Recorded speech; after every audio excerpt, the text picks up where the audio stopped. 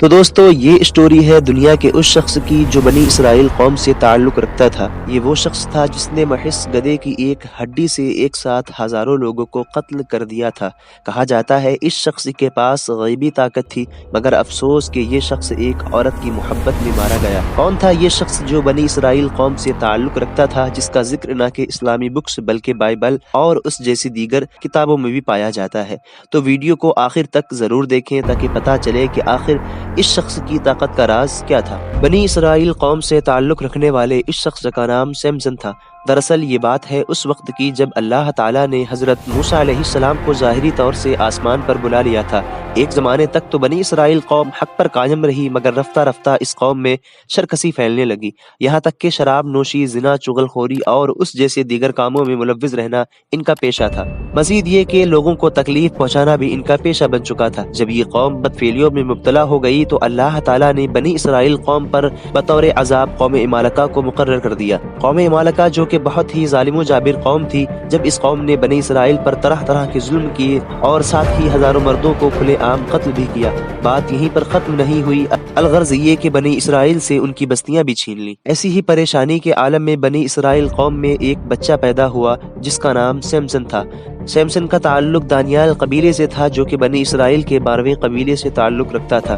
دراصل بنی اسرائیل کے 12 قبیلے تھے۔ بعض مشہور روایتوں سے یہ بھی پتہ چلتا ہے کہ سمسن کی پیدائش سے پہلے اس کی ماں نے خدا تعالیٰ سے منت کی کہ اے مالک، اگر میرے گھر میں لڑکا پیدا ہوا تو میں اسے شراب اور بدکاریوں جیسی چیزوں سے دور رکھوں گی اور کبھی بھی اس کے بال نہیں کٹواؤں گی۔ لہٰذا سمسن کی پیدائش کے بعد کبھی بھی اس کے بال نہ کٹوائے گئے۔ کہا جاتا ہے سمسن جب بڑا ہونے لگا تو جسمانی طاقت سے اپنے ہم عمر کے لڑکوں سے زیادہ طاقتور تھا۔ آپ سمسن کی طاقت کا اندازہ اس بات سے لگا سکتے ہیں کہ ایک بار سمسن کا گزر ایک گھنے جنگل سے ہوا جہاں اس کا مقابلہ ایک شیر سے ہوا۔ روایتوں سے پتہ چلتا ہے کہ سمسن نے بڑی آسانی سے اس شیر کو مار دیا تھا۔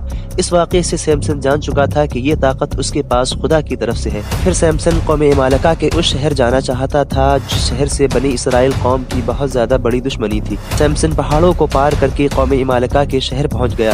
وہاں اس کی ملاقات ایک تیمنا نام کی عورت سے ہوئی جو بہت ہی خوبصورت تھی۔ وہاں ان دونوں کو آپس میں ایک دوسرے سے بے انتہا محبت ہو گئی۔ سمسن تیمنا کے ساتھ شادی کا خواہش مند ہوا، لیکن شادی کے دوران سمسن قوم عمالقہ سے ایک شرط ہار گیا جس میں طے ہوا کہ اگر وہ کپڑوں کے 12 تھان دے دے گا تو اس کی شادی تیمنا سے ہو جائے گی۔ لہٰذا سمسن وہاں سے مایوس ہو کر راہ سفر میں نکل پڑا، اس نیت سے کہ اگر وہ کپڑے کے 12 تھان واپس کر دے گا تو اس کی شادی تیمنا سے ہو جائے گی۔ پھر راستے میں اسے ایک قافلہ ملا، اس میں موجود اس نے 30 لوگوں کو مار دیا اور ان کا سارا مال و اسباب لوٹ لے گیا۔ لیکن جب سمسن قوم عمالقہ کے شہر پہنچا تو اس نے دیکھا کہ تیمنا اور اس کے سسر یعنی تیمنا کے باپ کو قوم عمالقہ نے مار دیا ہے۔ دیگر بکس سے یہ بھی بتایا جاتا ہے کہ تیمنا کے باپ نے اس کی شادی کہیں اور کر دی تھی۔ اسی خیال کے پیش نظر سمسن نے قوم عمالقہ کی تمام فصلوں کو جلا ڈالا تھا۔ جب یہ خبر قوم عمالقہ کے سردار کو ملی تو اس نے سمسن کو مارنے کے لیے 1000 سپاہیوں کو بھیجا۔ ان سپاہیوں نے بنی اسرائیل قوم سے کہا کہ اگر تم سمسن کو ہمارے حوالے نہ کرو گے تو ہم تمہاری بستیوں کو جلا دیں گے۔ مجبوراً بنی اسرائیل نے سمسن کو قوم عمالقہ کے سپرد کر دیا، مگر کمال یہ کہ سمسن نے وہاں موجود 1000 سپاہیوں کو محض گدھے کی ایک ہڈی سے ان سب کو موت کے گھاٹ اتار دیا اور چند لمحوں میں تنے تنہا اکیلے ہی سب کا خاتمہ کر دیا۔ لہٰذا بنی اسرائیل نے جب یہ دیکھا تو بہت خوش ہوئے اور خوش ہو کر نہ کہ اسے شاباشی بلکہ اپنا سردار بھی مقرر کر لیا۔ دوسری طرف قوم عمالقہ میں سمسن کا خوف پیدا ہو گیا، لہٰذا اب کوئی بھی سمسن کے مقابلے میں آنے کو تیار نہ ہوتا۔ ادھر وہیں بنی اسرائیل قوم جو کہ قوم عمالقہ سے ڈر ڈر کر زندگی بسر کیا کرتی تھی، آج وہی قوم سمسن کے بلبوتے پر قوم عمالقہ کے سامنے ان کے مقابلے میں کھڑی تھی اور ان پر راز کرنے کے خواب دیکھ رہی تھی۔ لہٰذا قوم عمالقہ سمسن کو شکست دینے کی تدبیریں کرنے لگی۔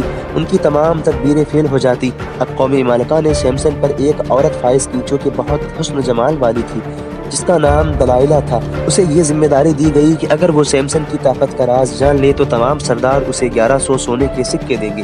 لہٰذا اس لالچی عورت نے سمسن کے ارد گرد رہنا شروع کر دیا اور اسے اپنا دیوانہ کرنے کی کوشش کرنے لگی۔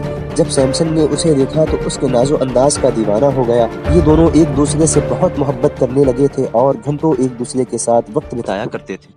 ایک بار دلائلہ محبت بھرے انداز میں سمسن سے اس کی طاقت کے بارے میں پوچھتی ہے، لیکن سمسن اس کے سوال کو ٹال دیتا ہے۔ लेकिन दलाइला चूंकि वो इसी काम पर मुश्तमिल थी, वो कहाँ मानने को तैयार। धीरे धीरे दलाइला ने जिद करके सैमसन से उसके राज के बारे में पता ही कर लिया। सैमसन ने बताया कि जब से मैं पैदा हुआ हूँ तब से कभी भी मेरे बाल नहीं कटवाए गए हैं, शायद मेरी ताकत का यही राज है। ये जानकर दलाइला की खुशी 2 गुना ज्यादा हो गई। अब दलाइला ने मौके की तलाश शुरू कर दी। एक मर्तबा जब सैमसन दलाइला की गोद में सिर रखकर बेखबर सो रहा था तो दलाइला ने मौके की तलाश पाते ही सैमसन के बाल तेजधार छुरी से काट दिए। इधर फौरन ही प्लान के मुताबिक कौम इमालका ने सैमसन पर हमला कर दिया, मगर अफसोस इस बार सैमसन उनसे मुकाबला करने में कासिर रहा। कौम इमालका ने सैमसन को गिरफ्तार कर लिया और उस पर खूब जुल्म किए। मजीद ये कि उसे तरह तरह की अजियतें दी और उसे काल कोठरी में भी बंद कर दिया।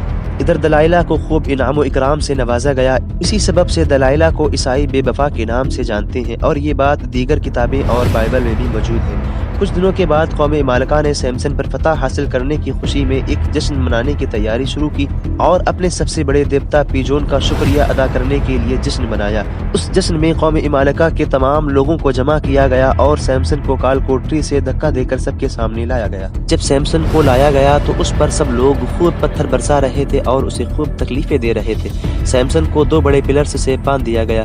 उधर सैमसन बार बार खुदा ताला से तौबा कर रहा था और अर्ज कर रहा था कि उसकी पुरानी ताकतें वापस आ जाए। चंद लम्हों में उसकी ये दुआ भी कबूल हो गई और सैमसन की ताकत वापस आ गई। सैमसन जिन पिलर्स से बंधा था उन्हें अपनी तरफ खींचने लगा।